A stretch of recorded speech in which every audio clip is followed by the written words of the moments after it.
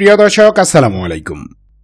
অনেকে ধরেই নিয়েছেন Bangladesh F-17 thunder block 3 fighter jet কিনতে যাচ্ছে, কিন্তু এই ফাইটার কেনার পর কি হতে পারে ভেবেছেন একবারও? এর ফায়ার পাওয়ারই বা আমাদের জন্য কতটুকু উপযুক্ত? জেএফটি কিনলেই কি আমরা নিরাপদ? ইন্ডিয়া কি বসে থাকবে? F-17 থান্ডার ক্রয়ে এমন ক্রিটিক্যাল কিছু প্রশ্ন আছে যেগুলোর উত্তর অত্যাবশ্যক, এবং সে অ্যান্সারগুলো শুনলে হয়তো আপনিও চমকে উঠবেন। তো চলুন আপনাদের একটু চমকে দিই।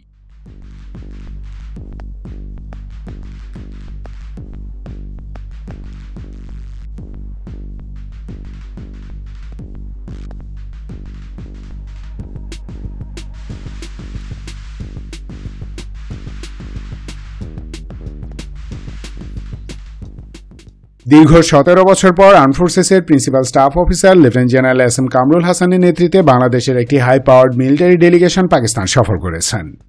এ সময় তারা রাওয়ালপিন্ডিতে অবস্থিত পাকিস্তান আর্মড ফোর্সেসের জেনারেল হেডকোয়ার্টারে পাকিস্তানের সেনা, নৌ এবং বিমান বাহিনী প্রধানদের সাথে মিটিং করেন। সেই মিটিংয়ে বাংলাদেশি প্রতিনিধি দল পাকিস্তান অ্যারোনটিক্যাল কমপ্লেক্সের তৈরি F-17 thunder block 3 fighter jet ক্রয়ের আগ্রহ প্রকাশ করেন বলে জানা যায়। বাংলাদেশ বিমান বাহিনীর বহুল প্রত্যাশিত MRCA ডিল স্থগিত করে পলাতক গণহত্যাকারী শেখ হাসিনা, কিন্তু আঞ্চলিক প্রেক্ষাপটে আমাদের এয়ার পাওয়ার বৃদ্ধি করা অত্যাবশ্যক ছিল। আগে প্ল্যান ছিল হয় রাফেল নয়তো ইউরোফেটার টাইফুন কেনা হবে। বর্তমান রাজনৈতিক এবং অর্থনৈতিক সিচুয়েশন বিবেচনা করে আপাতত স্টপ গ্যাপ সলিউশনের দিকে নজর দিচ্ছে এয়ারফোর্স। আমাদের হাতে বর্তমানে 36টি F-7BG VZ-1 ইন্টারসেপ্টর ও 8টি MiG-29 BM multirole fighter jet আছে। ভারত ও মিয়ানমারের আগ্রাসী কথা বিবেচনায় নিলে এই জেটগুলো কিছুই না, কারণ মোট যৌথ বিমানের হার্ডলি 60% অপারেশনালি অ্যাভেলেবেল থাকে, মানে 27 থেকে 30টা যৌথ বিমান ফাইটের জন্য স্ট্যান্ড বাই পাওয়া যাবে। তাছাড়া এসব ফাইটার জেট তার মোট আয়ুষ্কালের একদম শেষ দিকে আছে। বাংলাদেশের আকাশসীমার প্রোটেকশনের জন্য এই কয়টি যৌথ বিমান একেবারেই অপ্রতুল। মডার্ন ওয়ারফেয়ারে এয়ার পাওয়ার খুবই serious factor. Air space secure থাকলে যে কোনো আগ্রাসী বাহিনীকে সহজেই ঠেকানো যায়, তবে এজন্য দরকার অত্যাধুনিক ফায়ার পাওয়ার সমৃদ্ধ কমব্যাট এয়ারক্রাফট। আর তেমন যুদ্ধবিমান কিনতে হলে দরকার সাবস্ট্যান্সিয়াল অ্যামাউন্টের টাকা। গণহত্যাকারী শেখ হাসিনা, তার পরিবার এবং দলের লুটেরারা গত 15 বছরে বাংলাদেশ থেকে $200 বিলিয়ন বেশি অর্থ লুটে নিয়ে গেছে। এর মাঝে সামরিক বাজেটের টাকাও আছে। By the way, economic and strategic factor বিবেচনা করে বাংলাদেশ মিলিটারি পাকিস্তান থেকে 32টি F-17 থান্ডার ফাইটার জেট ক্রয়ে আগ্রহ দেখিয়েছে। ওদিকে ফ্রান্স তার রাফেল পুশ করেই যাচ্ছে। বেইজিংও জেট-এন-সি অফার করছে রিপিটেডলি, তবে কোনো কিছুই এখনো চূড়ান্ত হয়নি। ক্রয়মূল্য ও পরিচালন ব্যয় কেমন হবে তার উপর ভিত্তি করে নেক্সট ফাইটার জেট কেনার কথা ভাবছে বিমান বাহিনী। স্টপ গ্যাপ সলিউশন হিসেবে F-17 থান্ডার ব্লক 3-র অপারেশনাল কস্ট এবং প্রাইস দুটোই কম। নেক্সট জেনারেশন কমব্যাট এয়ারক্রাফটে সুইচ করার আগে বাংলাদেশ থার্ড জেনারেশন F-7গুলো রিপ্লেস করতে চাইছে, মানে F-17 ব্লক 3 দিয়ে F-7 রিপ্লেস করা হতে পারে। ফোর্স এক্সপানশন অর্থাৎ বাহিনীর আকার বৃদ্ধির জন্য এগুলো কেনা হচ্ছে না। F-17 ব্লক 3 নিয়ে দুই দেশের মাঝে ডিসকাশন চলছে, তবে ফাইনাল ডিলের কোনো গ্যারান্টি নেই। এদিকে ডান্ডিয়া কূটনৈতিক চ্যানেলে বাধা দিচ্ছে, অন্যদিকে নির্বাচনের জন্য পাগলা হয়ে গেছে বিএনপি। অন্তর্বর্তী সরকার যেন ঠিকঠাক কাজ করতে না পারে তার জন্য চূড়ান্ত এফোর্ট দিচ্ছে ডান্ডিয়া। সামরিক বাহিনী সংস্কার এবং অত্যাধুনিক সমরাস্ত্র ক্রয় ঠেকানো তার মাঝে শীর্ষে। তাই F-17 থান্ডার ক্রয় নিয়ে যথেষ্ট সন্দেহ আছে, এবং এর দায় বিএনপিও এড়াতে পারে না। তাদের কারণেই ডিল স্থগিত হতে পারে।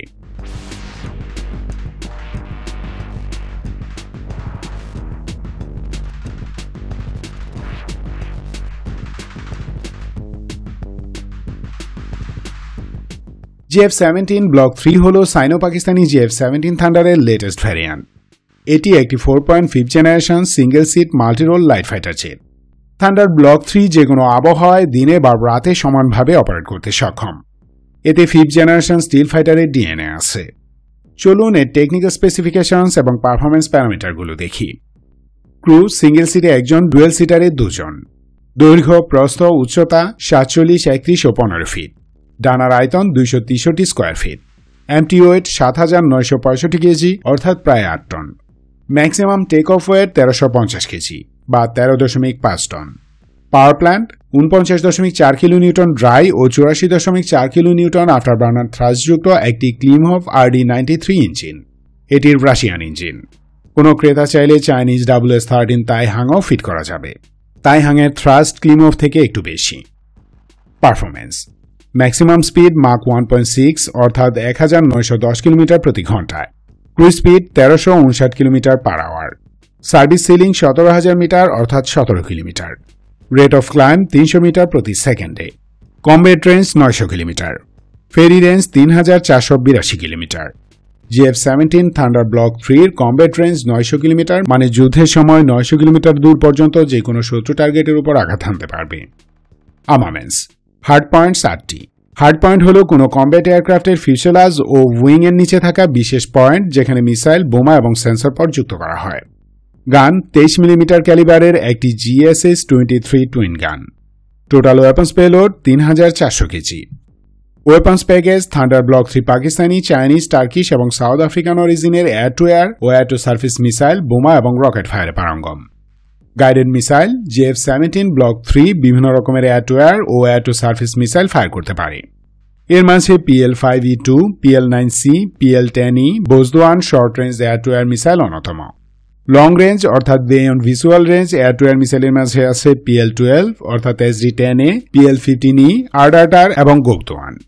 PL-15E J-20 মাইটি ড্রাগনের জন্য ডেভেলপ করা PL-15 এর export version. Air to ground মিসাইলগুলো হল CM-102, LD-10 ও MAR-1 রাডার বিধ্বংসী ক্ষেপণাস্ত্র। ভূমিতে আঘাত হানার জন্য GF-17 ব্লক 3 তাইমুর এবং রাদ-2 air launch cruise missile carry and ফায়ারে সক্ষম।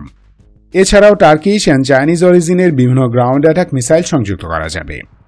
Precision guided bombs thunder block 3 mark 80 সিরিজের সকল আনগাইডেড বোমার পাশাপাশি অনেক ধরনের গাইডেড বোমাও লঞ্চ করতে পারে।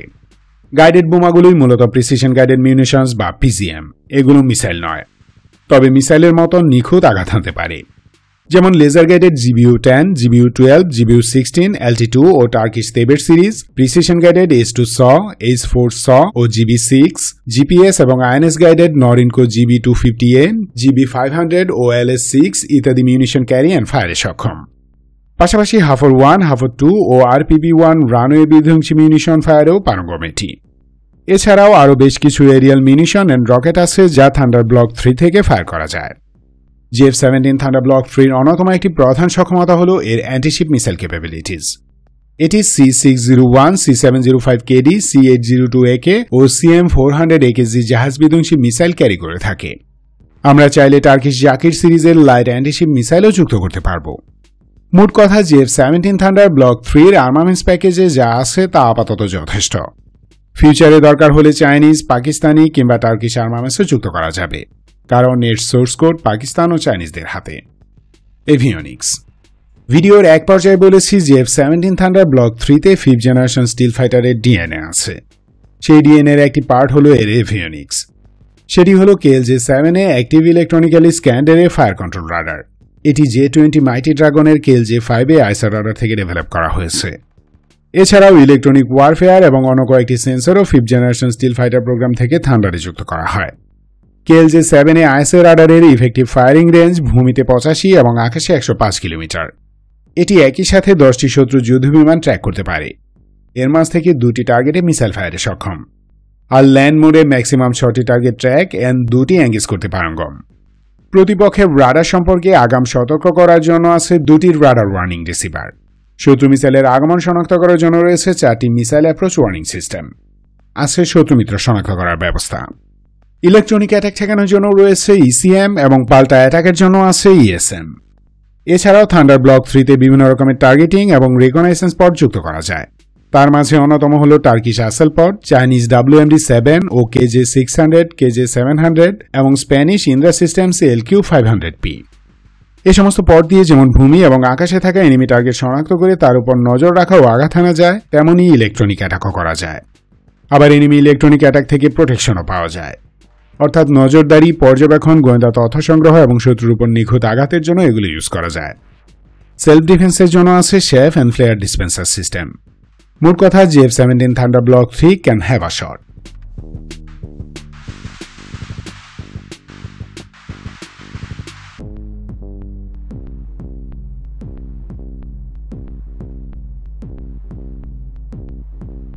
GF-17 thunder block 3 technical specifications, performance, avionics and armaments capabilities দেখে নিশ্চয়ই বুঝতে পারছেন এটি একেবারে ফেলে দেবার মতো যুদ্ধবিমান নয়। পর্যাপ্ত সংখ্যায় এটি অবশ্যই পাওয়ারফুল ফাইটার জেট। নিজেদের আকাশসীমায় এনিমি ফাইটার জেটকে নরক দেখানোর সক্ষমতা আছে এর। এই বিমান ন্যূনতম 100 কিলোমিটার দূরে থাকা শত্রু ফাইটার জেট ঘায়েলে পারঙ্গম। Taimur air launch cruise missile দিয়ে ম্যাক্সিমাম 290 কিলো দূরে ল্যান্ড টার্গেটে হিট করা যায়। Regular air to ground missile দিয়ে JF-17 ম্যাক্সিমাম 120 কিলোমিটার দূরে অবস্থিত ল্যান্ড টার্গেটে হিট করতে পারে। অ্যান্টিশিপ মিশনে JF-17 থান্ডার ম্যাক্সিমাম 240 কিলোমিটার দূরে থাকা এনিমি যুদ্ধজাহাজ ঘায়েলে পারঙ্গম। এছাড়াও শান্তিকালীন সময়ে JF-17 থান্ডার ব্লক 3 সীমান্তবর্তী শত্রুবাহিনীর উপর গোয়েন্দা নজরদারি করতে পারে। অর্থাৎ থান্ডার ব্লক 3 ISR বা intelligence, surveillance and reconnaissance mission capable fighter jet. F-7 এর রিপ্লেসমেন্ট হিসেবে এটি পারফেক্ট। কিন্তু সমস্যা হলো বাংলাদেশ কি চাইলেই JF-17 থান্ডার কিনতে পারবে? ইয়েস, পারবে। কিন্তু দিল্লি এই ক্রয় ঠেকানোর জন্য উঠে পড়ে লেগেছে। প্রয়োজনে তারা তাদের মার্কিন আব্বুদের পায়ে ধরবে যেন বাংলাদেশ এই বিমান না কেনে। পাশাপাশি বিএনপিকে দিয়ে ডক্টর ইউনূসকে চাপের উপর রেখেছে যেন তিনি ঠিকমতো কাজ করতে না পারেন। সিভিল ও মিলিটারি প্রশাসনে থাকা আওয়ামী লীগের দালালগুলোও বসে নেই। তারা পরোক্ষভাবে কাজ করে যাচ্ছে যেন এই ডিল চূড়ান্ত না হয়। এদের সাথে হাত মিলিয়েছে বিএনপির দিল্লিপন্থী কিছু নেতা। মানে চারিদিক দিয়ে ডান্ডিয়া উঠে পড়ে লেগেছে থান্ডার ডিল বাতিল করার জন্য। তাই আমি সন্দিহান যে বাংলাদেশ বিমান বাহিনী পাকিস্তান থেকে JF-17 থান্ডার ক্রয় করতে পারবে কিনা। Thanks for watching this video. Stay alert, stay awake and stay safe. Love Bangladesh. Long live Bangladesh.